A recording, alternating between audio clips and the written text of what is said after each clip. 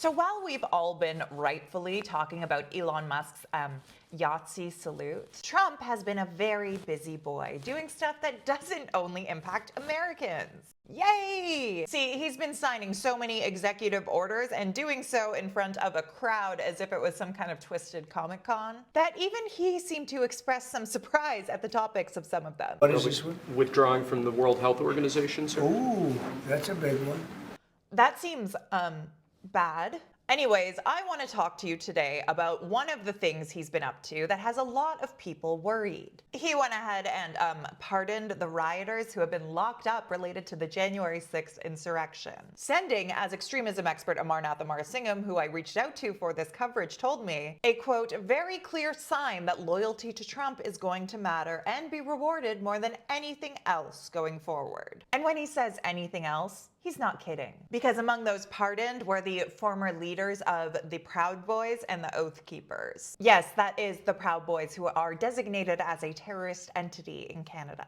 Enrique Tarrio, the former leader of the Proud Boys, have been sentenced to 22 years in prison. And speaking to reporters after his release, he told them they might want to stop calling him an ex-Proud Boy. He also told the bastion of journalistic integrity, InfoWars, that while he's happy that the president is focusing on success and not on retribution, that he's, quote, not going to play by those rules, and that, quote, they need to pay for what they did. What they did being defend democracy against a bunch of brainwormed creeps who were scaling the walls of the Capitol trying to overthrow a democratically elected government. Very cool and normal times we live in. Meanwhile, because who can resist returning to the scene of the crime, the founder of the far-right group, the Oath Keepers, Stuart Rhodes, went back to Capitol Hill right after having his 18-year sentence commuted by Trump. This is a guy who, 4 days after January 6th, according to a recording played at his trial, said his, quote, only regret is they should have brought rifles. And he also said he would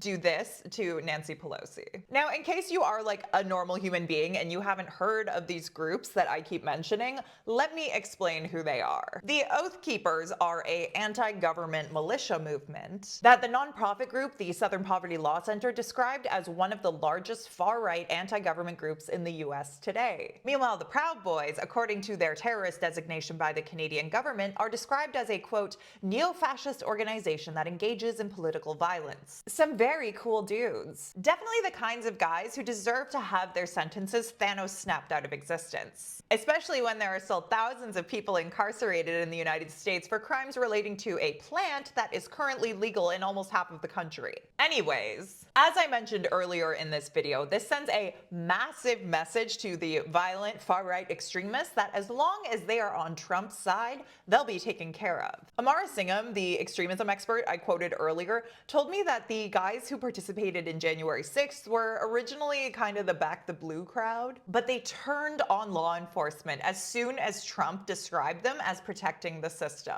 That is how much power Trump has here. And now, Amarasingam told me, Trump has decided that the thousands and thousands of hours and millions of dollars that were spent investigating and prosecuting these riots was somehow a corrupt process. Even though this Back the Blue crowd abused the police so badly that 4 of them that responded to January 6th later took their own lives. Amarasingam told me that the MAGA movement considers itself above all that because they are the true patriots, and whatever they do is patriotic and pro-American by default. And anyone against them, including the justice system, is therefore anti-American. And Trump, with the swipe of a Sharpie, has vindicated all of that. Meanwhile, as these groups are getting emboldened in the United States, we know the problem doesn't end at the border. I mean, the original founder of the Proud Boys is a Canadian. The same guy, by the way, who just last year the so-called media organization True North Center